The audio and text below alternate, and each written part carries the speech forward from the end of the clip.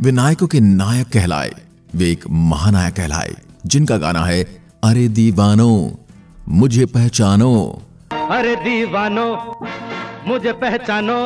20वीं सदी के सुपरस्टार और 1973 में यंग ऐतिहासिक इमेज बनाने वाले अमिताभ बच्चन की, जिन्हें सर्वश्रेष्ठ अभिनेता के लिए 3 बार नेशनल फिल्म अवार्ड दिया जा चुका है। फिल्म फेयर में अमिताभ बच्चन 39 बार अपना नाम दर्ज करवा चुके हैं, जो कि अपने आप में एक रिकॉर्ड है। फिल्म के साथ साथ वे गायक, निर्माता और टीवी प्रेजेंटर भी रहे हैं। भारत सरकार ने उन्हें पद्मश्री और पद्म भूषण सम्मान से भी नवाजा है।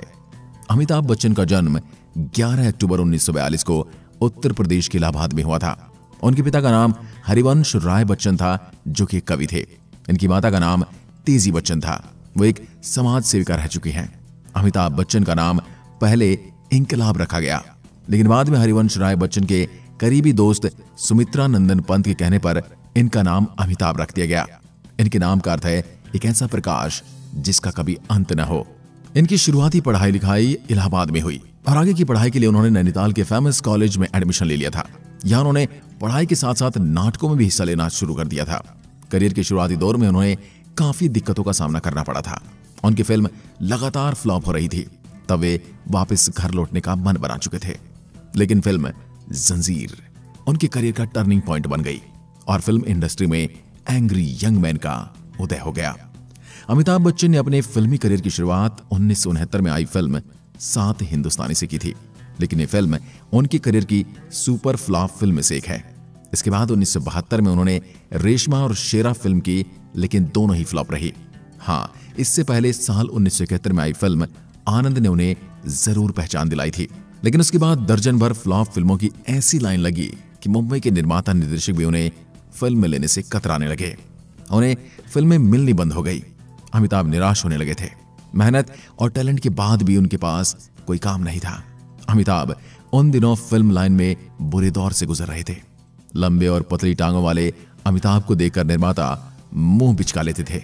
वे मुंबई से लगभग पैकअप करके वापस जाने का मन बना चुके थे। फिर आया साल 1973 का वो समय जब प्रकाश मेहरा जंजीर की कास्टिंग कर रहे थे और उनकी समझ में नहीं आ रहा था कि उनकी वो फिल्म जिससे उन्हें काफी उम्मीदें थी, उसमें किस एक्टर को लीड रोल में लिया जाए। वे अपने ऑफिस में इसी फिल्म के बारे में प्राण से चर्चा कर रहे थे। तब प्राण ने उन्हें अमिताभ का नाम सुझाया, लेकिन अमिताभ बच्चन का तो तब सब मना कर रहे थे। तो प्रकाश मेहरा ने भी उन्हें लेने से मना कर दिया। तब प्राण ने केवल इतना कहा कि ज्यादा बेहतर है कि आप एक बार अमिताभ की कुछ फिल्में देख लें और फिर मन में जो आए वो फैसला कर लें। प्राण ही थे जिन्होंने प्रकाश मेहरा से ये कहा था, भले अमिताभ की ज्यादातर फिल्में फ्लॉप हुई हैं, लेकिन उसके अंदर कुछ खास जरूर है। टैलेंट की उसमें कोई कमी नहीं, बस उसे जरूरत है तो एक सही फिल्म के। जंजीर के डायलॉग सलीम जावेद की हिट जोड़ी ने लिखे थे। शूटिंग में न केवल अमिताभ बल्कि सारी यूनिट ही खूब मेहनत कर रही थी। फिल्म बनकर तैयार हो गई, लेकिन दिक्कतें थी कि पीछा छोड़ने का नाम ही नहीं ले रही थी। ट्रायल शो का वितरकों ने खास रिस्पॉन्स नहीं दिया। अमिताभ उनके लिए पिटे हुए हीरो थे, जिसकी मार्केट वैल्यू न के बराबर थी। खैर, किसी तरह जंजीर रिलीज हुई। जिसने यह फिल्म देखी वह अमिताभ का दीवाना हो गया। लाजवाब एक्टिंग, जबरदस्त डायलॉग्स। जब तक बैठने को न कहा जाए शराफत से खड़े रहो। ये पुलिस स्टेशन है, तुम्हारे बाप का घर नहीं। अमिताभ पर्दे पर ऐसे हीरो के रूप में सामने आए थे जो पब्लिक के गुस्से का इजहार कर रहा दिखाई दे रहा था। पहले दिन जो लोग इसे देखने गए वो सीट से हट भी नहीं सके। देखते ही देखते एक नए सुपरस्टार का आगाज हो चुका था और वो थे अमिताभ बच्चन। और इसके बाद अमिताभ के लिए सब कुछ बदल गया। उन्होंने फिर कभी भी पीछे मुड़कर नहीं देखा और आगे ही बढ़ते चले गए। ऐसा कोई नहीं था जो उन्हें रोक पाए। अब 4 दशक बाद भी उनका सफर उतनी ही मजबूती से जारी है। फिल्मों में आने से पहले उनकी जिंदगी में काफी संघर्ष रहे हैं। वे बंगाल की कंपनी में काम किया करते थे। उस समय उनकी भी नौकरी उस कंपनी के कोयला डिपार्टमेंट में लगी थी। कोयला डिपार्टमेंट में नौकरी के दिनों में उन्हें कोयले की खदान तक जाने के लिए लिफ्ट में जाना पड़ता था, और वो भी बहुत नीचे जाना पड़ता था क्योंकि खदान बहुत नीचे थी। इस कोयला खदान में उन्होंने 7 से 8 साल तक काम किया था। हालांकि कोलकाता में उन्होंने उस वक्त अच्छा समय गुजारा था। वे वहां विक्टोरिया मेमोरियल के ठीक अपोजिट पुचका पानी खाना बहुत पसंद करते थे। वैसे तो अमिताभ बच्चन ने अनगिनत फिल्मों में काम किया है, लेकिन हम यहाँ उनकी कुछ खास फिल्मों के नाम ही बताएंगे, जिनमें 7 हिंदुस्तानी, आनंद, जंजीर, अभिमान, सौदागर, चुपके चुपके, दीवार, शोले, कभी कभी, अमर अकबर एंथनी, त्रिशूल, डॉन, मुकद्दर का सिकंदर, मिस्टर नटवरलाल, लावारिस, सिलसिला, कालिया, सत्ते पे सत्ता, नमक हलाल, शक्ति, कुली, शराबी, मर्द, शहंशाह, अग्निपथ, खुदा गवाह, मोहब्बतें, बागबान, ब्लैक, वक्त, सरकार, चीनी कम, भूतनाथ, पा, सत्याग्रह, अमिताभ जैसी शानदार फिल्में रही जिन्होंने उन्हें सदी का महानायक बना दिया। 70 और 80 के दौर में फिल्म सीन्स में अमिताभ बच्चन का ही आधिपत्य था। इस वजह से फ्रेंच डायरेक्टर फ्रांसवा ट्रूफे ने उन्हें वन मैन इंडस्ट्री तक करार दिया था। अपने करियर के दौरान उन्होंने कई पुरस्कार जीते हैं, जिसमें सर्वश्रेष्ठ अभिनेता के तौर पर 3 राष्ट्रीय फिल्म पुरस्कार भी शामिल हैं। इंटरनेशनल फिल्म फेस्टिवल और कई अवार्ड समारोहों में उन्हें कई पुरस्कारों से सम्मानित किया गया है। उन्हें भारत सरकार की ओर से 1984 में पद्मश्री, 2001 में पद्म भूषण और 2015 में पद्म विभूषण से भी सम्मानित किया जा चुका है। आज जिस अमिताभ बच्चन की आवाज की पूरी दुनिया कायल है और उन्हें नकार दिया गया था, लेकिन बाद में उनकी आवाज ही उनकी ताकत बनी और उनकी आवाज और से काफी जुदा और भारी थी। इस वजह से उन्हें कई निर्देशकों ने कई फिल्मों में अपनी कहानी को नरेट करवाया। कई प्रोग्राम्स को उन्होंने होस्ट भी किया। उनकी जिंदगी में एक के बाद एक मुसीबतें आती रही और एक घटना ऐसी घटी जब पूरी इंडस्ट्री डर गई थी।